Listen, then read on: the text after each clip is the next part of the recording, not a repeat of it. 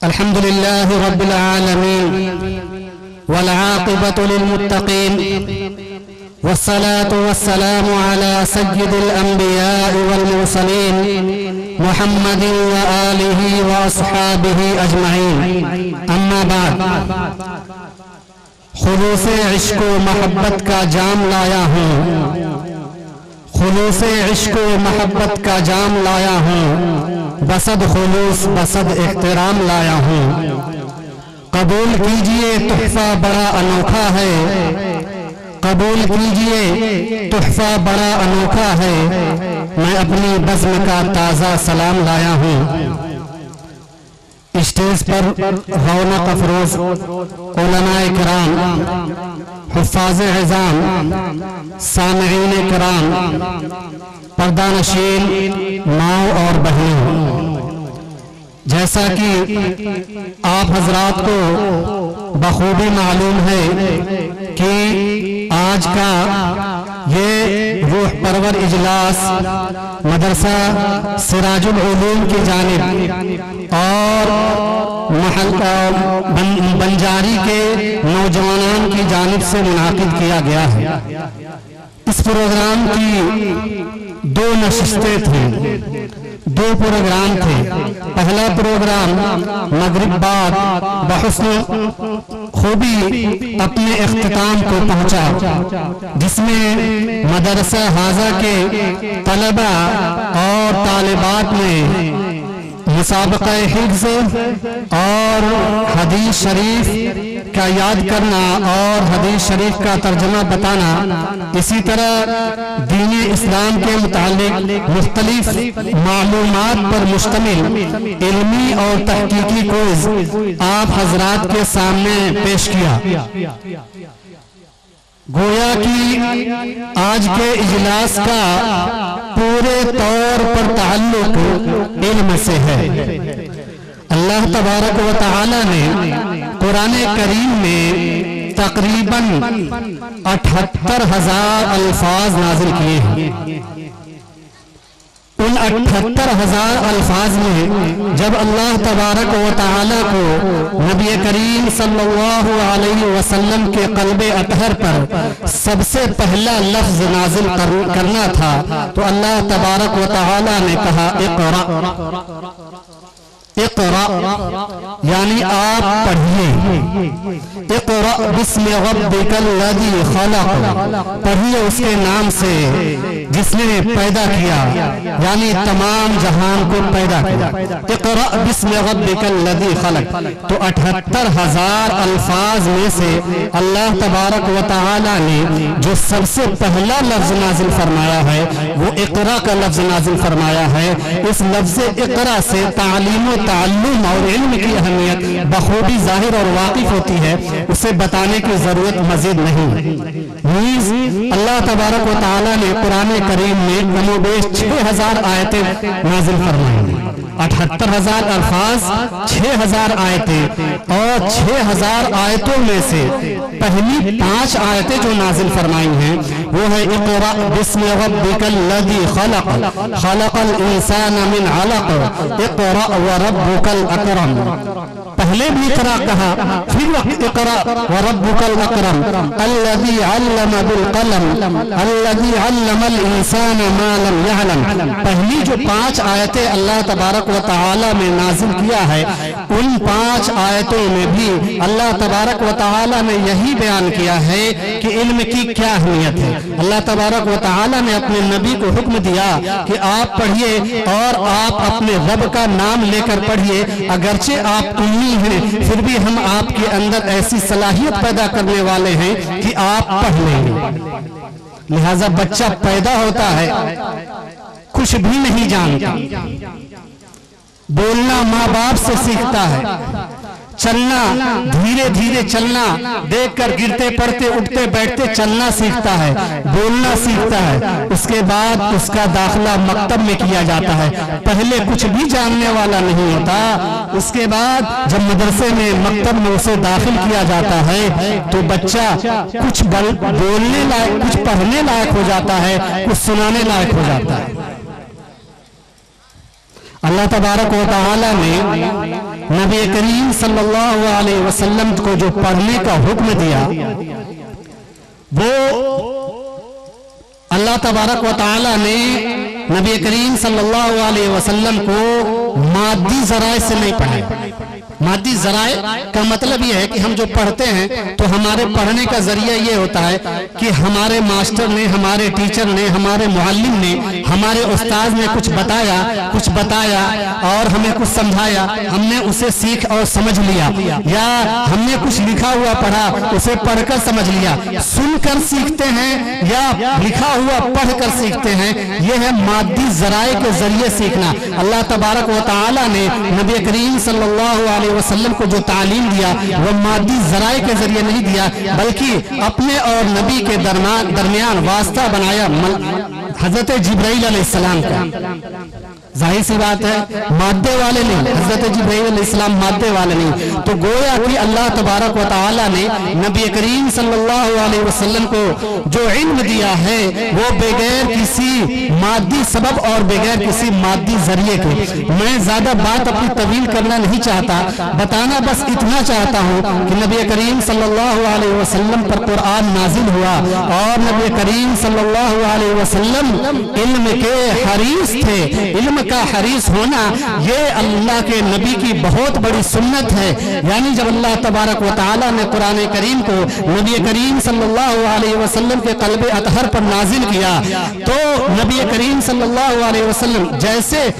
जिब्राइल अलैहिस्सलाम कुरान पढ़कर नबी करीम सल्लल्लाहु अलैहि वसल्लम को सुनाते, आप सल्लल्लाहु अलैहि वसल्लम जल्दी जल्दी उसको पढ़ते और याद करते, कहीं ऐसा ना हो कि ये भूल जाए। ये आपके इल्म के हरीस होने की दलील है। अल्लाह तबारक व तआला ने फरमाया ला तुहर्रिक बिही लिसानका लितअजल बिही इन्ना अलैना जमअहु व कुरआनहु फइज़ा क़रअनाहु फत्तबि कुरआनहु सुम्मा इन्ना अलैना बयानहु। यही नहीं, आप इसकी फिक्र न कीजिए, आपके क़ल्ब में कुरान करीम को महफूज करने की जिम्मेदारी भी हमारी है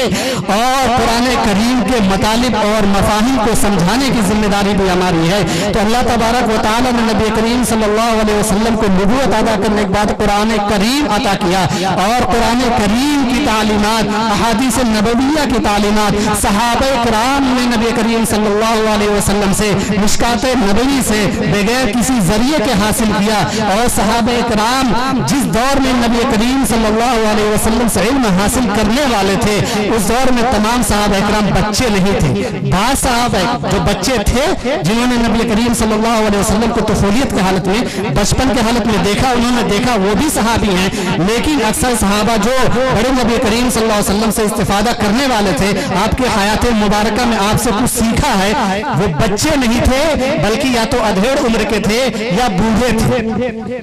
तो नबी करीम सल्लल्लाहु अलैहि वसल्लम से इल्म के हासिल करने का जो सिलसिला था वो बच्चों का नहीं था, बड़ों का था। आज क्या समझते हैं, हम तो बड़े हो गए, अब हम क्या पढ़ेंगे। पढ़ने की कोई मुद्दत, कोई उम्र नहीं होती। अल्लाह तबारक व तआला जो इंसान जिस उम्र की कोशिश करता है अल्लाह तबारक व तआला उसे उसी वक्त उसी उम्र में जिस चीज की उसे तलब होती है अल्लाह तबारक व तआला उसे अता करता है। आपने देखा होगा कि बहुत से हुफाज़ किराम ऐसे होते हैं जो बुढ़ापे में हिफ्ज़ किया, बहुत से आलिम ऐसे होते हैं जिन्होंने बुढ़ापे में इल्म हासिल किया, बहुत से ऐसे ग्रेजुएट बनने वाले यानी असली उलूम दुनियावी तालीम हासिल करने वाले ऐसे होते हैं जो बुढ़ापे में तालीम हासिल करते हैं। आज सिलसिला ये चला पड़ा है, हमने तो पढ़ा नहीं, हम अपने बच्चे को पढ़ा देंगे। वाकई ये बहुत बड़ी बात है, क़यामत के दिन आपका बच्चा हामिल कुरान बनकर उठे, हाफिज कुरान बनकर उठे, आलिम कुरान आलिम बनकर उठे, ये बहुत बड़ी एजाज की बात होगी। लेकिन खुद कुरान करीम नहीं पढ़ा, कुरान करीम इतना पढ़ना नहीं जानते थे कि नमाज सही हो सके। जाहिर सी बात है इस पर अल्लाह तबारक व तआला के नजदीक मुआखजा हो सकता है।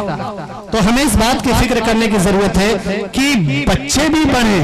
جوان بھی پڑھیں، بوڑھے بھی پڑھیں، علم سبھی کو حاصل کرنا ہے۔ ابھی تک قرآن صحیح نہیں کیا تھا، اب بھی کوشش کرنی ہے اپنے حافظ سے مل کر، قاری صاحب جو بھی ہیں کہ بھائی دیکھیے آج دیکھیے علماء، حفاظ، قرائے کرام، اس طرح کے جتنے بھی لوگ ہیں نا، ہر گلی گلی کوچے کوچے گھر گھر میں ملیں گے، موجود ملیں گے، ان سے استفادہ کرنے والے نہیں رہے۔ استفادہ کرنے والے، مجھے قرآن پڑھنا نہیں آتا،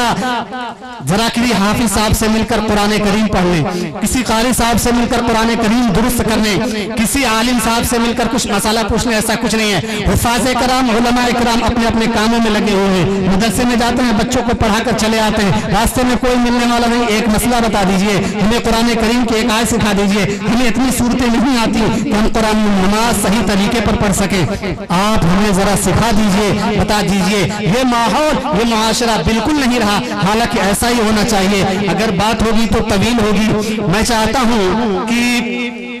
اب میں پروگرام کا باضابطہ افتتاح کروں، وقت بہت ہو چکا ہے۔ دیکھیے قرآن کریم کی نسبت ہی سے بات ہو رہی تھی، یہ پہلی کتاب ہے قرآن کریم جس کو اللہ تبارک و تعالی نے نازل کیا ہے، یہ مبارک کتاب ہے، اور ہماری محفلوں اور مجلسوں کی یہ تہذیب و روایت رہی ہے کہ ہم قرآن کریم کی مبارک آیات کے ذریعے اپنے جلسے، اپنے محفلوں کا آغاز کرتے ہیں، تاکہ افتتاح بالخیر کے ساتھ ساتھ اختتام بالخیر کی سعادت بھی حاصل ہو۔ لہذا آئیے بغیر کسی تاخیر کے، بلا کسی تاخیر کے، میں کہاں لائے قاری امیر حمزہ صاحب کو دعوت دیتا ہوں کہ موصوف تشریف لائیں اور تلاوت کلام اللہ کے ذریعے جلسے کا آغاز کریں۔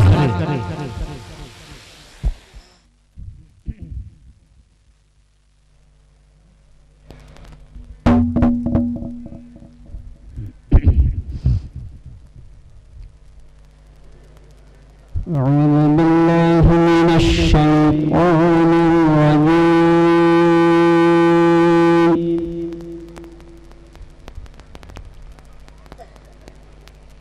بسم الله الرحمن الرحيم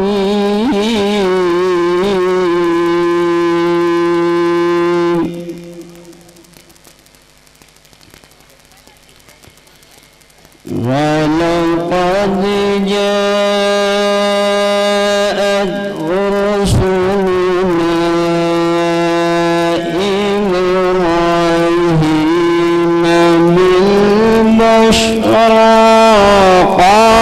قالوا سلاما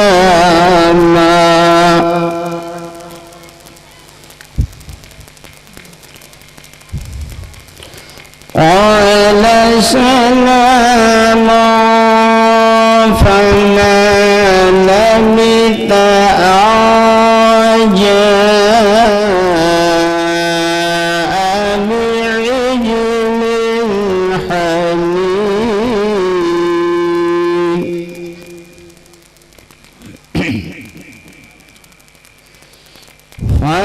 فلما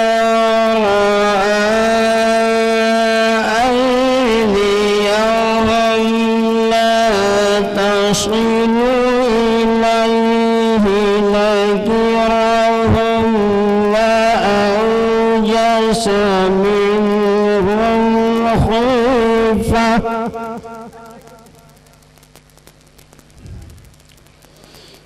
قالوا لا تخف إنا أرسلنا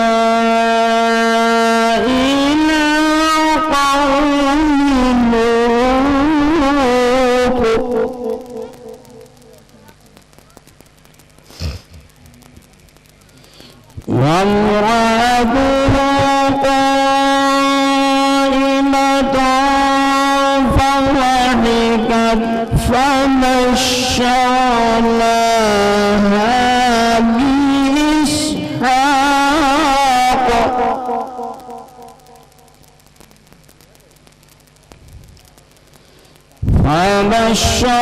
فبشرناها بإسحاق ومن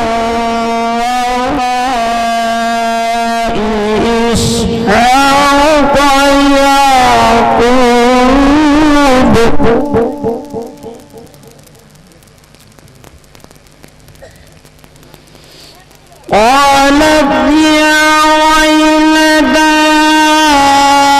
أألد وأنا عجوز وهذا بعلي شيخا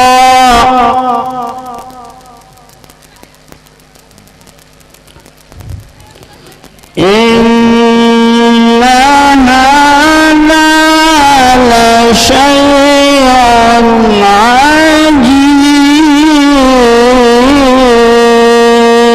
عجيب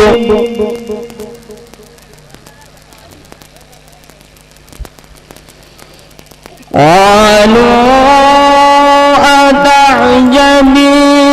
من أمر الله رحمة الله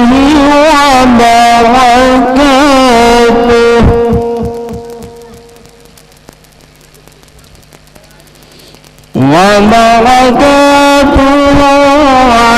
عليكم أهل البيت إنه حميد